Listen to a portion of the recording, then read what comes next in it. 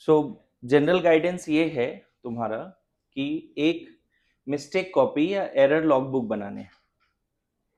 Error logbook क्या होता है? हर टेस्ट के बाद वो बनता है, ठीक है, जनरल गाइडेंस में। तो उसमें करना क्या है, डेट है ना, टेस्ट टाइप, अगर चाहो तो तुम टेस्ट टाइप मतलब वीकली या माइनर, ऐसा date, test type and number. जैसे हो गया ना, जैसे अभी कितने तारीख थे, सैटरडे जो था 8, तो 8 ऐसा हो गया। और वीकली टेस्ट मान लेते हैं 1 बोल दिया, वीकली टेस्ट 1 सपोज, पीछे के भूलते हैं, अभी यही 1 है। इसमें आपको लिखना है फुल मार्क्स, है ना, total question attempted, total question not attempted, total question incorrect. समझे? क्या टेबल है, सबको समझ में आ रहा है जी? ये लिखना ही लिखना है। देखो इस तरह का पीडीएफ बन के सिस्टम में हमारे पास होता है। और जब ऐप पे टेस्ट देते हैं तो ये इस तरह का एनालिसिस तुम्हारे लिए खुद बन जाता है कि नहीं, वो ऐप कर लेता है सारा काम। लेकिन अभी क्या ऑफलाइन टेस्ट होती है, तो ये तुम्हारे लॉगबुक तुम्हारे पास, तुम्हें खुद बनाने हैं। क्लियर है? और ये सब हो गया तो फिर यहाँ पे अपने जैसे जो मेंटर है उनका साइन करना है, सिग्नेचर। क्लियर है? ये हो गया पहला पेज ओवरऑल। इसी को देख के आइडिया लग जाएगा कि क्या पैटर्न चल रहा है। जैसे अभी 30 क्वेश्चन का टेस्ट हुआ था तो 120 मार्क्स थे, यही ना? तो 120 मार्क्स में कितने आए तुम्हारे? 100 आए, 70 आए, 20 आए, 50 आए, जो आए वहां लिखो ईमानदारी से। कितने क्वेश्चन अटेम्प्ट किए थे, कितने छोड़ दिए थे आउट ऑफ 30, और कितने इनकरेक्ट हुए, ये हो गया। उसके बाद सेम एक टेबल बनेगा केमिस्ट्री के लिए, एक बनेगा फिजिक्स के लिए और एक मैथ्स के लिए। अब यहाँ पे क्या बदलेगा केमिस्ट्री में? ये टेबल तो हो गया फुल के लिए, मेंटर के लिए। अब सिर्फ सब्जेक्ट वाइज केमिस्ट्री में क्या बनेगा? सब सेम रहेगा। यहाँ केमिस्ट्री का फुल मार्क्स, बात समझे? केमिस्ट्री का फुल मार्क्स, केमिस्ट्री में मान लो 10 क्वेश्चन थे, 40 मार्क्स, तो 40 में सपोज 30 आए, तुमने 9 अटेम्प्ट किए, एक छोड़ दिए, 9 में कुछ गलत हो गए, और फिर यहाँ केमिस्ट्री टीचर का साइन होगा। साइन में एक और काम कर सकते हो, सिग्नेचर ऑफ पेरेंट्स भी डालो। Let them track your score, let them track your score. तो ये अब कंपलसरी है। मैं पीछे का भूल जाता हूं, लेकिन आने वाले टाइम में ये कंपलसरी है, मुझे अभी से दिखाने हैं। ठीक है, पैटर्न लिख लीजिए जल्दी से। ये अलग से एरर बुक होगा आपके पास, और इसमें पेरेंट्स के भी साइन होने चाहिए हर टेस्ट के बाद। जैसे आपने डेली डिसिप्लिन डायरी के लिए बनाया है ना आपने, उस तरह से एक अलग से कॉपी बनेगा, सेपरेट कॉपी। ठीक है, देखिए ये तो आपने लिख लिया। 4 पेज बनेंगे, ऐसे 4 पेज बनेंगे, राइट? और मुझे क्या लगता है कि आप किस तरह से जगह छोड़ोगे मैं बता दूं। पूरे 2 साल का भी एक साथ रहे तो ज्यादा अच्छा है। जैसे आप ऐसे लिख देना, यहां से लिख दिया, ये 2 पेज हो गया फुल फुल के लिए, 2 पेज हो गया फुल के लिए, ठीक है। फिर इस तरह से 2 पेज हो गया केमिस्ट्री के लिए, 2 या 3 पेज छोड़ दो, मतलब ऐसा, क्योंकि 12th के भी इसमें आएंगे, समझ गए? जैसे मान लो ये पेज फुल के लिए हो गया, इधर का भी पेज छोड़ दिया क्योंकि बाद में मेजर वगैरह होगा, वो भी छोड़ दिया। या कम से कम 11 का अलग से, केमिस्ट्री का भी ऐसा पूरा, फिजिक्स का भी ऐसा पूरा, व्हाइट कॉपी ले लो, ज्यादा अच्छा रहेगा। ठीक है, अच्छा ये काम जब कंप्लीट हो गया है, मतलब ऐसा नहीं कि एक फिर से वो बनाना पड़ रहा है, एक पेज खत्म हुआ फिर से केमिस्ट्री का बन रहा है। मुझे अगर 18 महीने बाद भी देखना है ना, तो मुझे केमिस्ट्री का पूरा दिख जाना चाहिए एक जगह पे। क्लियर है ना? इसमें एक चीज और तुम ऐड कर सकते हो, है ना, अगर चाहो तो। टारगेट फॉर नेक्स्ट टेस्ट क्या है? एंड कुछ रिमार्क अगर रखना है तो रख सकते हो। रिमार्क मतलब टारगेट या तो तुम खुद से ले लो या फिर टीचर के पास जाओ, सर को बोलो सर आप टारगेट दीजिए नेक्स्ट टेस्ट का। Getting my point? ऐसा रहेगा। केमिस्ट्री में भी वो दो चीज ऐड हो जाएंगी, फिजिक्स मैथ सब में ऐड हो जाएगा, चलेगा। नाउ दूसरा पार्ट क्या है इसका, इसमें दूसरा पार्ट काफी इंपॉर्टेंट है। ये तो हो गया, तुमने लिख लिया, मैंने देख लिया, पेरेंट्स ने देख लिया, एवरीबॉडी नाउ इनरोल्ड कि ठीक है वीक टेस्ट अच्छा नहीं चल रहा है या अच्छा चल रहा है, तुमको भी दिख जाएगा, है ना। दूसरा ये है कि सपोज केमिस्ट्री का पहला सवाल है, मान लो केमिस्ट्री का 10 सवाल था या माइनर में 30 रहेगा, तो फर्स्ट सवाल अगर सब करेक्ट है, ऑल करेक्ट, मतलब कोई दिक्कत नहीं, कंसेप्ट भी सही लगाया, आंसर भी आया एग्जाम में, तो इसमें नो कमेंट करना है, बस टिक कर देना है। सेकंड सवाल अगर मान लेते हैं इनकरेक्ट हो गया, ठीक है, तो वहां लिखना है इनकरेक्ट हुआ एग्जाम में, ठीक है, इसीलिए बोला हूं बड़ी सी बुक होगी वो, समझ में आया। इनकरेक्ट हुआ तो पहले उसका सॉल्यूशन लिखोगे, है ना, सॉल्यूशन लिख दिया। बी श्योर कि इनकरेक्ट हुआ तो उसका टॉपिक और चैप्टर भी लास्ट में लिखने हैं। मतलब जो क्वेश्चन इनकरेक्ट हुआ, हमें पता चल गया सेकंड नंबर क्वेश्चन, जब तुम आओगे ना मेरे पास वो बुक लेके, तो मैं फिर सिर्फ उस पेज में साइन नहीं करने वाला, मैं केमिस्ट्री का ये एनालिसिस भी देखूंगा कि ठीक है पहला क्वेश्चन सही है, दूसरा इनकरेक्ट है, फिर दूसरा का तुमने कंप्लीट सोल्यूशन किया है, समझ गए। फिर तुमने वहां लिखा कि दूसरा क्वेश्चन कौन से कंसेप्ट और कौन से टॉपिक से था, मतलब यहाँ कंसेप्ट भी अगर मेंशन कर दिया ना तो ज्यादा सही रहेगा, फॉर्मूला एंड कंसेप्ट। मतलब वो क्वेश्चन गलत हुआ तो कोई फॉर्मूला था, कोई कंसेप्ट था, क्या टॉपिक था, क्या चैप्टर था। सपोज अभी बहुत लोगों को केमिकल इक्विलिब्रियम का क्वेश्चन गलत हुआ, मान लो दो ग्राफ वाला क्वेश्चन दिया था, तो कंसेप्ट क्या था, वहां ग्राफ का कंसेप्ट था, ग्राफ नहीं समझ में आ रहा था आपको, तो फिर वहां पे वो लिख दिया। क्लियर है? मतलब उसका सिर्फ सॉल्यूशन ढूंढना काम नहीं है, जो क्वेश्चन तुमने गलत किया सिर्फ उसका सॉल्यूशन ढूंढ लिया तो काम नहीं होगा, वो तो देख के भी लिख दोगे हम सॉल्यूशन शेयर करते हैं। आपको सॉल्यूशन के साथ साथ एनालाइज करने हैं कि वो क्वेश्चन कौन से फॉर्मूला से था, कौन से कॉन्सेप्ट से था, कौन से चैप्टर से था, है ना, क्या टॉपिक था, वो लिखना है, वहां पे मेंशन करना है। क्यों क्यों ऐसा बोल रहा हूं कि अगर हम ये लॉग बुक 6 महीने बाद भी देखें तो मुझे समझ में आया कि अच्छा केमिकल इक्विलिब्रियम का एक वीकली टेस्ट हुआ था जिसमें मैंने ग्राफ के क्वेश्चन गलत किए थे। मेरी बात समझ रहे हो? वी हैव दैट आइडिया कि हमने वो गलत किया था। उसके बाद यहां पे एक बड़ा इंपॉर्टेंट पार्ट है कि ये क्वेश्चन गलत क्यों हुआ वो लिखना, गलत क्यों हुआ ये क्वेश्चन, और इसमें बिना फिल्टर लगाए लिखना है।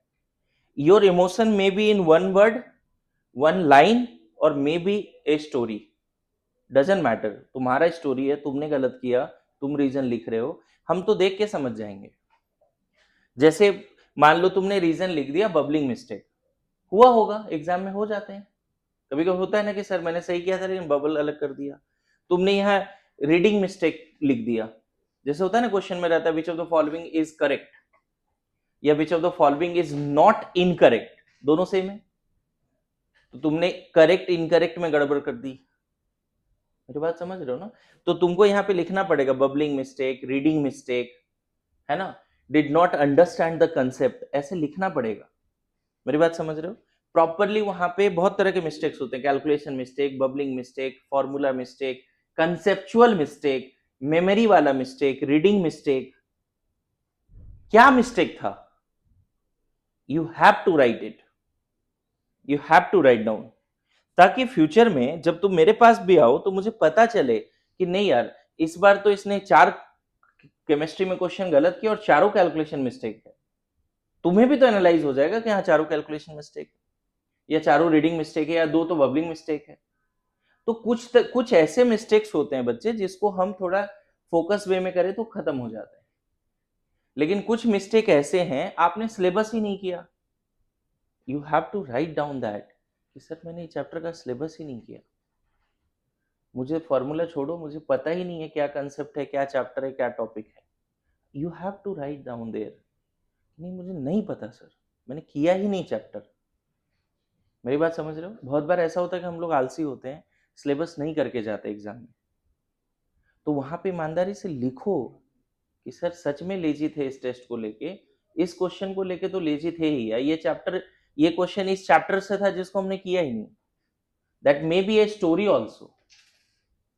अगर तुम मिस्टेक को एक्सेप्ट करते हो, है ना, this is one of the biggest strength you have. लोग मानते ही नहीं अपनी गलती। मेरी बात समझ रहे हो? You have to. तो मुझे 30 के 30 क्वेश्चंस में ये लिखा होना चाहिए। 30 में अगर 10 के 10 सब सही है, कंसेप्ट भी सही है, देखो एनालिसिस में टाइम बच गया, कुछ करना ही नहीं है फिर। अगर सारे ही सही हैं तो क्या करना है मुझे? सब में टिक कर देना है बस, है ना। मान लेते हैं ये सही है, फिर 4 सही है, 5 सही है, बस ऐसे टिक कर देना है, हार्डली 2 पेज में जाएगा। समझ गए? 7 मान लो नॉट अटेम्प्टेड, तो लिखना है 1 नॉट अटेम्प्टेड। फिर क्या लिखना है वहां पे? सोल्यूशन। समझ गए? फिर क्या लिखना है? फॉर्मूला, कंसेप्ट, टॉपिक, चैप्टर, क्या था वो। फिर क्या लिखना है? जो अटेम्प्ट नहीं किया तुमने एग्जाम में, क्या रीजन था अटेम्प्ट नहीं किया। So one of the reason may be time management. Sir time ही खत्म हो गया, 1 घंटे का टाइम था, 30 क्वेश्चन था, सर वहां पहुंच ही नहीं पाए। So what I can analyse, what you can analyse, कि यार स्पीड में प्रॉब्लम। तो ईमानदारी से लिखना पड़ेगा कि सर हम पढ़ ही नहीं पाए, टाइम नहीं मिला मेरे को क्वेश्चन पढ़ने का, इसलिए नॉट अटेम्प्टेड। या फिर सर हम पढ़े बट कुछ पल्ले नहीं पड़ा सर, क्या पूछ रहा है। इसका मतलब आपको ना फॉर्मूला पता है उस चैप्टर का, ना कंसेप्ट पता है, ना टॉपिक पता है, ना चैप्टर पता है। तो थोड़ा सा ना मुझे ये लगता है कि आप रीजन इस अंदाज में लिखना कि 6 महीने बाद भी अगर तुम इस क्वेश्चन को पढ़ो तो तुम एग्जैक्टली उस माइंडसेट में चले जाओ जिस दिन तुमने वो एग्जाम दिया था। क्या बोला समझ में है? जिस दिन तुमने जो एग्जाम दिया था उस माइंडसेट में चले जाओ रिवीजन करने के समय। और मैं बताऊं, जेई मेंस एडवांस के पहले यही कॉपी बोलेंगे, 2 दिन पहले यही देख ले जा। समझा क्या बोल रहा हूं? क्यों तैयारी चल रही है? जेई मेंस है, एडवांस है, सीएटी, कोई भी इंजीनियरिंग एग्जाम है, लास्ट का 2 दिन लोगों को पता ही नहीं चलता सर क्या करें। एग्जाम जेई मेंस आ गया और पता ही नहीं चल रहा है 2 दिन क्या करें। करो इसको, देखो क्या क्या गड़बड़ किया था पूरे 2 साल में। समझ गया? क्लियर है? देखो एकदम बड़ा सिंपल एग्जाम्पल है। जैसे मैं बताऊं कि मान लो कार की है या घर का चाबी है, मैं घर जैसे इंट्री लॉक खोला और घर गया और चाबी कहीं भी रख दिया। होता है ना, ऐसा आदत होता है, कहीं भी रख दिया। तो अब क्या होगा कि गलत आदत है। अब जब हमें चाबी की जरूरत पड़ेगी तो क्या होगा? क्या तुरंत मिलेगा? तुरंत नहीं मिलेगा, हमें हर जगह ढूंढना पड़ेगा। समझ गए? अब नेक्स्ट टाइम से अगर मैंने ये हैबिट डेवलप कर लिया कि नहीं, हम एक प्रॉपर जगह पे ही एक प्रॉपर ड्रॉर है उसमें रखेंगे, एक प्रॉपर की स्टैंड है वहीं रखेंगे, तो नेक्स्ट टाइम सबसे पहले कहाँ ढूंढेंगे? तो ये वही बात है, तुमने जितना गलतियां करा तुम उसको कहीं रखते ही नहीं, और अभी एक कॉपी में लिख दिया, इनरोल कर दिया, तुम्हारे साथ क्या हो जाएगा फिर? तुम नेक्स्ट टाइम वहां ढूंढोगे, एक पैटर्न देखोगे 6 महीने 3 महीने के अंदर, यार मेरे मैक्सिमम क्वेश्चन तो बबलिंग मिस्टेक होते हैं, मैक्सिमम क्वेश्चन निकल के आता है कि यार मेरा तो सब सही रहता है लेकिन कैलकुलेशन मिस्टेक हो जाता है। एक पैटर्न बनेगा, और एक बड़ा डेंजरस पैटर्न है लोगों के साथ। तूने क्वेश्चन पढ़ा, ए इधर इधर, तूने क्वेश्चन पढ़ा ध्यान से, टाइम भी दिया, 2-3 मिनट दिया, नहीं बना, तो तुम बोलते हो यार ऐसे कैसे, ए बी सी जय माता दी बी करते हैं, नहीं बनता तो हम कुछ भी टिक करके आ जाते। वो पैटर्न भी मुझे डिस्क्लोज करना प्रॉपर, वहां लिख, रीजन था जय माता दी, भगवान भरोसे बैठे, ईगो पे ले लिए कि नहीं बना, अरे 5 मिनट गया कैसे नहीं बनेगा, चल कोई नहीं, बी से टिक कर देते हैं, लगता है बी सही है, गारंटी है वही गलत है। मेरी बात समझ रहा है ना? जब तक तुम्हारा आंसर नहीं आता है, ये एग्जाम ऐसा है ही नहीं बच्चे कि तुम सब सॉल्व करके आओ। बोर्ड एग्जाम में कुछ भी लिख दोगे ना, टीचर तुमको 0 देगा। यहाँ कुछ भी लिख दोगे ना तो यहाँ -75 मिलेगा। मेरे बात समझ रहा है ना? -75। क्यों निगेटिविटी फैलाना है जी? 0 अच्छा है, माइनस अच्छा है? पक्का ना? गारंटी ना? इस लालच में नहीं रहेगा ना कि कहीं गलती से सही हो गया तो 4 मिल जाएंगे। जुआ खेलने बैठा है अपने लाइफ का? गेमिंग चल रहा है, गैम्बलिंग चल रहा है क्या? नहीं, आपको छोड़ना पड़ेगा क्वेश्चन। तो मुझे अभी जो टैप टेस्ट हुआ है वो 10 के 10 क्वेश्चन इस अंदाज में चेक करने हैं। कब मिलेगा मुझे ये चेक करने? कब मिलेगा? ठीक है, मुझे वेडनेसडे तक तो दिखाई दो, ठीक है? उस दिन कम क्लास है ना? उस दिन तक मुझे दिखा देना। नाउ फिर से रिपीट कर रहा हूं, केमिकल इक्विलिब्रियम का मैंने लेक्चर 1 लिया है, लेक्चर 2 लिया है। इसका नोट्स भी मैं चेक करूंगा दोनों का, ठीक है? क्लास नोट्स में तुमने क्या लिखा वो मुझे चाहिए।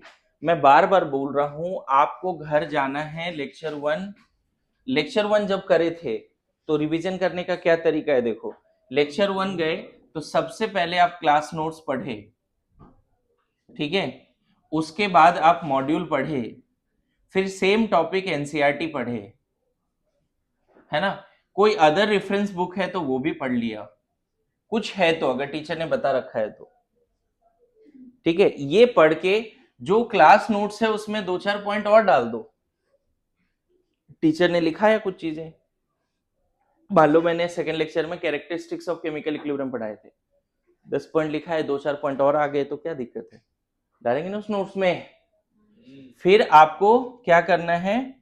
क्लास क्वेश्चंस करने हैं, ओके? फिर आपको मॉड्यूल प्लस एनसीईआरटी के वही क्वेश्चंस करने हैं जो मैंने क्लास में पढ़ाए। दैट मे बी 2, 3, 4 क्वेश्चन या 10 क्वेश्चन।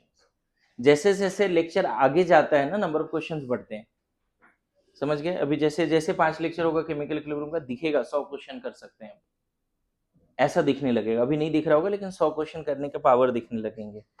एक और इंपॉर्टेंट बात बच्चे, जब तुम ये कर लिए तो जितने भी क्वेश्चंस तुमने सॉल्व किए थे लेक्चर 1 से, मान लो 10 क्वेश्चन तुमने सॉल्व किए, 10 में कोई तो ऐसा क्वेश्चन होगा जो तुम्हें लगा कंसेप्चुअली बहुत अच्छा है, या कोई क्वेश्चन ऐसा होगा जिसका सोल्यूशन आया नहीं तुमसे, तुमने सोल्यूशन देखा, तुमने सर्च किया या टीचर से पूछा, तो that question must be star mark. Star mark करना है उस क्वेश्चन को, मॉड्यूल में ही कर दो, सर्कल कर दो मॉड्यूल में या एनसीईआरटी में कि क्वेश्चन अच्छा था। Good to go. अब जब लेक्चर 2 जब करने जाओगे तो लेक्चर 2 के समय क्या करना है? मैंने पहले बताया, लास्ट टाइम फिर बता रहा हूं। लेक्चर 2 के समय क्या करना है? लेक्चर 1 के नोट्स पूरे पढ़ने हैं। ये देखो, इसका रेफरेंस तो यहां डाल ही दिया है ना, तो ये सब थोड़ी पढ़ना है लेक्चर 1 का, सिर्फ लेक्चर 1 का क्लास नोट्स हो गया। अब क्लास नोट्स है ना, लेक्चर 1 का क्लास नोट्स पढ़ लिया, फिर लेक्चर 2 का क्लास नोट, और फिर इसमें क्या करना है? मॉड्यूल, एनसीईआरटी, बोलो, रेफरेंस बुक, ये सब फिर वहां डालना है, फिर क्वेश्चंस करने, बोलो। अब इस क्वेश्चंस में अच्छा एक चीज और मिस हो गया अभी, जब तुम लेक्चर 1 पढ़ के गए तो लेक्चर 1 का क्लास नोट्स और ये सारे में जो रेफरेंस एक्स्ट्रा डाला था वो पढ़ लिया, फिर लेक्चर 1 का स्टार वाला क्वेश्चन जरूर करना है, फिर लेक्चर 2 का क्लास नोट, लेक्चर 2 का वो टॉपिक जो पढ़ाई हुआ है उसका मॉड्यूल एनसीईआरटी से पढ़ लिया, ठीक है? फिर लेक्चर 2 के 5-10 क्वेश्चन किए, उसमें फिर से स्टार लगा देना कुछ क्वेश्चन जो नहीं बने। Good to go. अब बताओ, किसी दिन 7th लेक्चर हो रहा है तब क्या होगा, क्या तरीका होगा? 7th लेक्चर हो रहा है तो लेक्चर 1 का क्लास नोट एंड स्टार वाला क्वेश्चन, लेक्चर 2 का क्लास नोट स्टार, लेक्चर 6 का क्लास नोट स्टार वाले क्वेश्चन, फिर लेक्चर 7 में वही काम। मैं बता दूं, कभी नहीं भूलोगे, लॉन्ग टर्म मेमोरी में जाएगा। यू हैव टू, पक्का? समझ गए? क्लियर है? ठीक।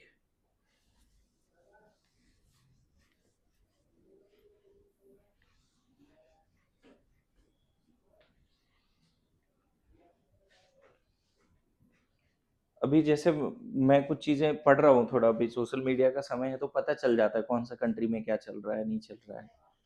तो जैसे चाइना वगैरह कंट्री ऐसा है जहाँ पे कंपलसरी किया हुआ है 3-4 घंटे पढ़ना, कंपलसरी है मार्शल आर्ट वगैरह कुछ चीज़ें स्कूल में, मेरे बात समझना। वही यूएसए में मतलब फ्रीडम पे बिलीव करते हैं, बच्चे को जो करना है करने दो, छोड़ दो, मेरी बात समझ रहे हो। एंड उसका उसका नुकसान आज के समय में तुम्हारे जनरेशन में ये है कि तुमको सच में नहीं पता तुम्हें क्या करना है, तो you always do one thing कि बस रील्स एंड कंटेंट में अपना टाइम बर्बाद कर रहे हैं। मैक्सिमम लोग इतना ज़्यादा एडिक्टेड हैं, 99% crowd, even including me also, everybody, है ना। तो मुझे लगता है कि लाइफ के एक फेज तक ये कंपलसरी करना ही चाहिए। यहाँ भी ये नहीं चलेगा सोशल मीडिया, कम से कम 11th-12th। कुछ क्वालिटीज़ तो आ जाएं, कुछ डिसिप्लिन से कुछ क्वालिटीज़ तो आ जाए। मेरी बात समझ रहे हैं ना, क्लियर है। ओवर थिंकिंग सबके साथ होता है, तुम भी करते हो, मैं भी करता हूँ। ओवर थिंकिंग ना इंसानी है, निशानियत है ब्रिलियंट इंसान का। If you are overthinking ना, इसका मतलब तुम्हारा ब्रेन सही में बहुत शार्प है।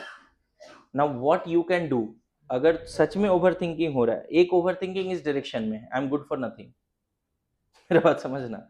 एक ओवर थिंकिंग ऐसा, अरे कुछ तो कम चल ही नहीं रहा है, ना मार्क्स आते ना कुछ होता है, ये सब ऐसा। एक ओवर थिंकिंग है सोल्यूशन ढूंढने में कि अच्छा इस टेस्ट में मार्क्स नहीं आए, इसका ये रीजन था, मैं आलसी था, मैं मोबाइल देख रहा था, मैं ये कर रहा था, मैं वो कर रहा था, चलो इसको बदलते हैं। मेरी बात समझ रहे हो। तो ओवर थिंकिंग करो, बट किस डायरेक्शन में, सोल्यूशन ढूंढने के डायरेक्शन में, गिव अप करने वाले डायरेक्शन में नहीं। क्लियर है, मेरी बात समझ रहे हो, है ना। जैसे आजकल के बच्चे पता नहीं तुरंत दूसरे तीसरे के लाइफ को देख के इफेक्ट हो जाते हैं कि अच्छा इसका लाइफ तो बहुत अच्छा है। वो दिखता है, क्या है नहीं है, वो जब तक तुम उसकी स्टोरी को नहीं समझोगे तब तक दूर से तो सब अच्छे लगते हैं। क्लियर है। तो मेरा कंसर्न ये है, जैसे मान लो एक सिंपल सा एग्जांपल, 11th-12th में तो आजकल बहुत छोटे क्लास में भी सब होने लगा है, ये मेरे से गुस्सा है, ये मेरे को रिप्लाई नहीं कर रहा है, नहीं कर रही है, होता है ना ऐसा। और उसी में पूरा जिंदगी बर्बाद, सब फोकस कहाँ चला गया, फ्रेंडशिप और इधर उधर। सही में लाइफ का बहुत बड़ा प्रॉब्लम है ये सब। क्या लगता है बहुत बड़ा प्रॉब्लम है? बिल्कुल नहीं, है ना। बहुत बड़ा प्रॉब्लम नहीं है। जैसे बोला जाता है, तुम ये देखते हो ना कि अर्थ जो है सन के चारों तरफ रिवॉल्व कर रहा है, तो तुम मुझे एक बात बताओ, अर्थ जो है अपने एक्सिस पे भी रिवॉल्व कर रहा है, ठीक है। अर्थ अगर थोड़ा भी पास होता सन का, तो क्या हम सरवाइव कर पाते? बहुत ज्यादा टेम्परेचर होता, समझ में आ रहा है। थोड़ा भी दूर होता तो, जहां अभी है उससे थोड़ा भी दूर होता तो बहुत ठंडी हो जाती, वहां भी सरवाइव करना मुश्किल है। अच्छा, जिस स्पीड से अर्थ घूम रहा है अपने एक्सिस पे, अगर वो स्पीड बढ़ गया तो भी सीजन बहुत फास्ट चेंज होगा, डे नाइट फटाफट हो जाएगा। वो स्लो हो गया तो, मेरे बात समझना। देखो नेचर ने, अच्छा ये सारी चीज क्यों हो रहा है पता है? नेचर तुमको सरवाइव कराने के लिए इस तरह से जी रहा है, मैं तो ये बोलूंगा। ये सारी चीजें इस तरह से डिजाइंड है कि तुम अच्छे से जी सको, समझ सको। और अभी के बच्चे, सर सोशल मीडिया नहीं छूट रहा है सर, सर ब्रेकअप हो गया सर, सर ये हो गया सर, सर वो हो गया। बताओ, पता चला अर्थ को ये सब इतना परेशान है, वो चलना ही रोक देगा, बोलो हट जा। अरे यार, मैं यार दिन रात एकदम सब सही से चल रहा हूँ, ये लोग को छोटे छोटे चीजों में टेंशन है। अवॉइड कर, थोड़ा नेचर को रिस्पेक्ट कर। ओके, सो नेक्स्ट क्लास में मुझे ये चाहिए, ठीक है, बुधवार तक चाहिए, चलेगा? चलो।